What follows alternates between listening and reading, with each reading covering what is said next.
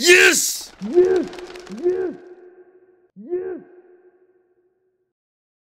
Waouh!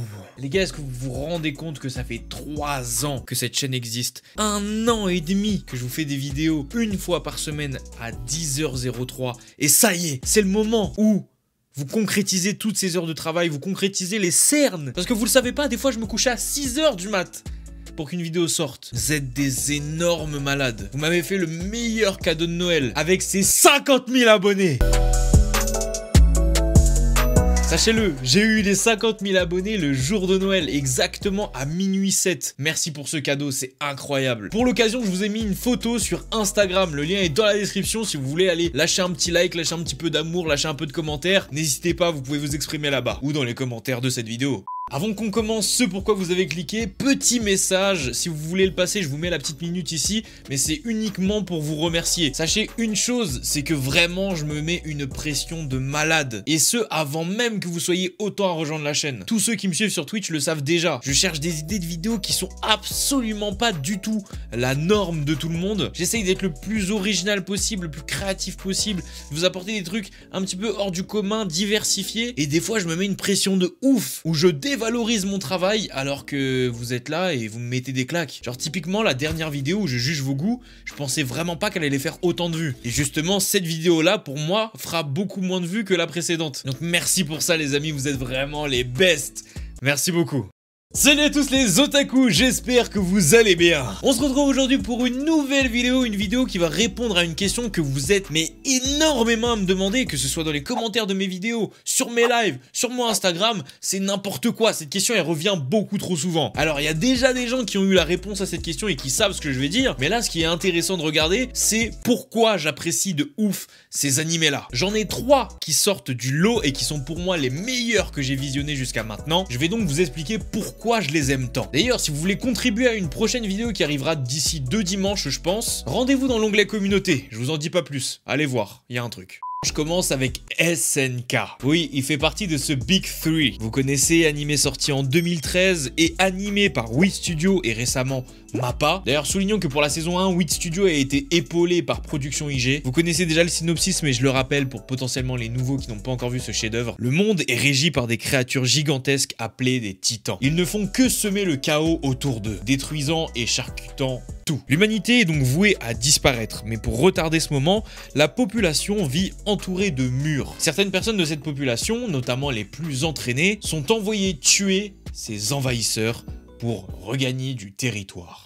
J'aime énormément cet animé au point de le mettre dans mes 3 favoris of all time pour le moment, car je suis quelqu'un qui fonctionne énormément aux émotions ressenties. Et je pense que vous l'avez remarqué sur cette chaîne, je parle pas vraiment de termes techniques. Je suis vraiment quelqu'un qui vit avec ses émotions, notamment sur les animés. Et je pense que vous décrire les émotions ressenties devant un animé est beaucoup plus parlant que de vous décrire des trucs un peu plus scientifiques, physiques, je sais pas comment dire, mais techniques, voilà. Et je suis passé par énormément d'émotions en regardant SNK. Le côté très sérieux de la chose tout de suite m'a plongé dans une concentration de fou malade, vraiment. Je me suis plusieurs fois projeté dans certaines scènes. Et à chaque fois que je le faisais, les émotions étaient décuplées. Pourtant, tout était propice à ce que tu t'imagines que SNK était un shonen classique, avec un héros qui allait tout défoncer, etc. Mais pas du tout. Plus les épisodes avancent et plus ces stéréotypes sont balayés. Aucune place à la mignonnerie, aucune place au neketsu exagéré. Vraiment, tout était fait pour que je kiffe cette œuvre. OST, seiyuu, animation.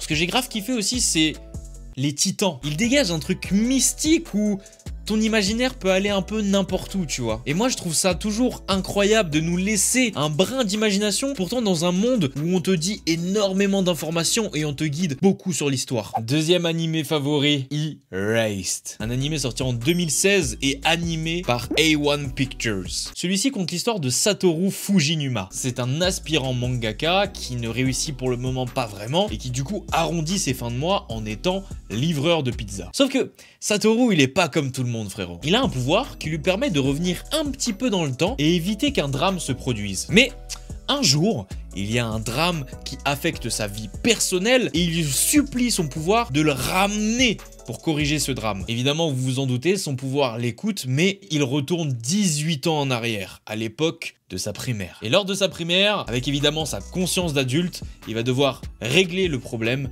qui s'est passé à ce moment-là.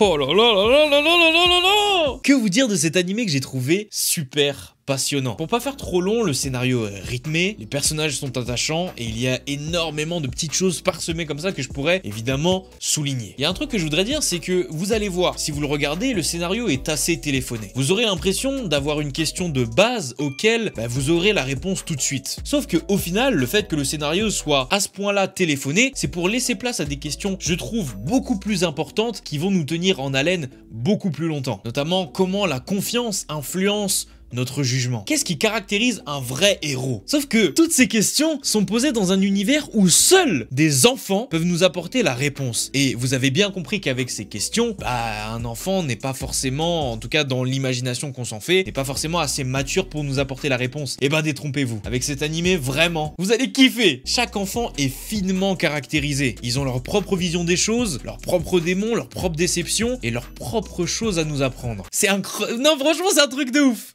Vous avez vu, hein, là déjà j'en parle vraiment avec les tripes. Et le dernier animé que vous avez certainement déjà entendu maintes et maintes fois sur cette chaîne mais que j'ai jamais réellement présenté dans une vidéo, et bien là je vais le faire. Devilman Crybaby. Outre le fait qu'il a une deuxième partie de nom assez stylé, c'est un animé qui est sorti en 2018 et animé par Science Saru. Un studio d'animation dont j'adore le style. Ils ont également fait Japan Things pour ceux qui potentiellement seraient tombés dessus et pas tombés sur Devilman. Au niveau du synopsis, on est sur quelque chose d'assez peu compréhensible, vous allez comprendre. Ryo Asuka informe son meilleur ami Akira Fudo que la race de démons prenant possession des humains est revenue sur Terre et que le seul moyen de les éradiquer, c'est que les humains se rendent compte que ces démons sont parmi eux. Suite à cette information, Ryo fait fusionner son meilleur ami Akira avec le démon, le seigneur des démons notamment, Amon, et fait donc de lui un humain avec les pouvoirs d'un démon mais avec le cœur d'un humain. Alors, je vais vous dire un truc. Cet animé est compliqué pour beaucoup. Vous allez entendre la statistique que je vais vous dire dans quelques instants et honnêtement, je ne la sors pas de mon cul. Vraiment. 80% des gens à qui j'ai recommandé cet animé n'ont pas aimé et se sont arrêtés à l'épisode 1. Beaucoup vont se dire, mais ils sont cons, s'arrêter à l'épisode 1, mais c'est débile. Regardez, vous comprendrez pourquoi, dès l'épisode 1, ça annonce la couleur. Le problème, c'est que c'est un animé qui a à prendre sous plusieurs angles pour comprendre à quel point ça le différencie, ça le caractérise et surtout, ça le rend unique, ainsi que fabuleux à mes yeux. Le vrai enjeu de cet animé, c'est vous montrer les méandres de l'humanité.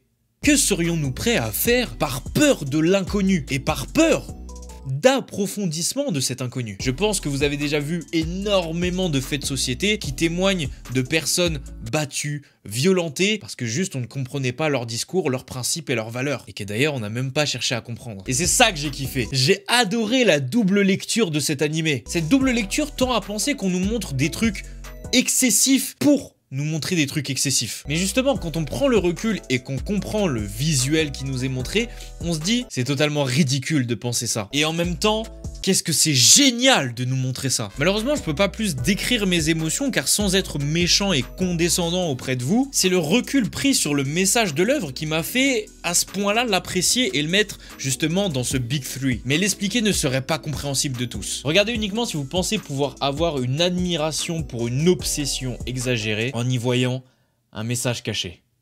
Mais putain, mais c'est beau ce que je dis, merde! Donnez-moi 100 000 abonnés là!